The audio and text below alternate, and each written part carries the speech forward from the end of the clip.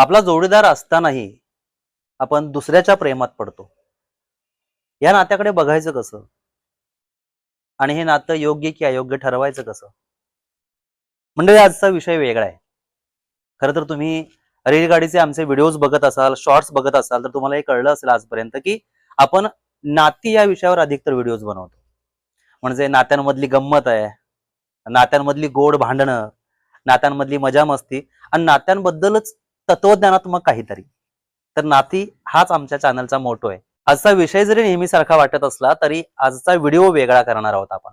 म्हणजे मी या विषयासंदर्भातले काही प्रश्न तुमच्यासमोर मांडणार आहे, काही मुद्दे तुमच्यासमोर मांडणार आहे आणि ते तुम्हाला कसे वाटतात आणि त्याच्यावर तुमचे मुद्दे काय आहेत, तुमची मतं काय आहेत, ते कमेंटमध्ये तुम्ही लिहायचे आहेत. आणि त्या कमेंट वाचून, त्या कमेंट सगळ्या आम्ही वाचून दाखवून येणाऱ्या बुधवारी एक वेगळा व्हिडिओ करणार आहोत, ज्याच्यातून या विषयावर जास्त भाष्य करता येईल.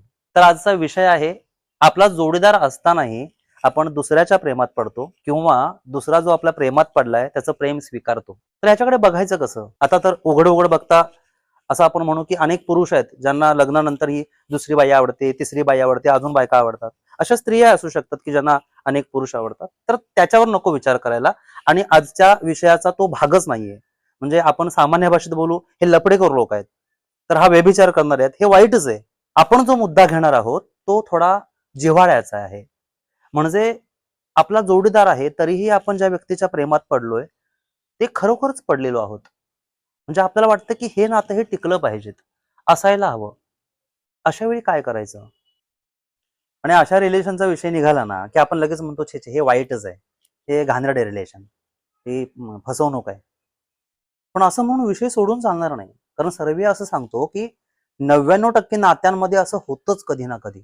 आणि जो सध्या आपला जोडीदार आहे त्याच्याबरोबरचं नातंच जर बिनसलेलं असेल 1-2-3 वर्षातच, तर मग ही परंपरा आहे म्हणून आयुष्यभर कुढत जगायचं का? मग याच्यावर काय मार्ग? तर मी अनेक प्रश्न तुम्हाला विचारलेले आहेत. तर या नात्यांकडे बघायचं कसं? डिस्टर्ब आयुष्य होतं का त्यामुळे? यात जास्त कोण होरपळतं? अशा अनेक मुद्द्यांकडे तुम्ही कसं बघताय ते लिहून पाठवा. तुमच्या आजूबाजूला किंवा तुम्ही स्वतः अशा ह्या सगळ्या गोंधळात अडकलेला असाल तर तेही लिहून पाठवा. या सगळ्या कमेंट्स आपण एकत्र वाचू आणि याच्यावरती काही पर्याय निघतात का आणि या नात्यांकडे कसं बघायचं हे येणाऱ्या बुधवारच्या व्हिडिओमध्ये बघू. भेटू मग बुधवारी. कमेंट लिहायला विसरू नका, भरभरून लिहा. थँक्यू.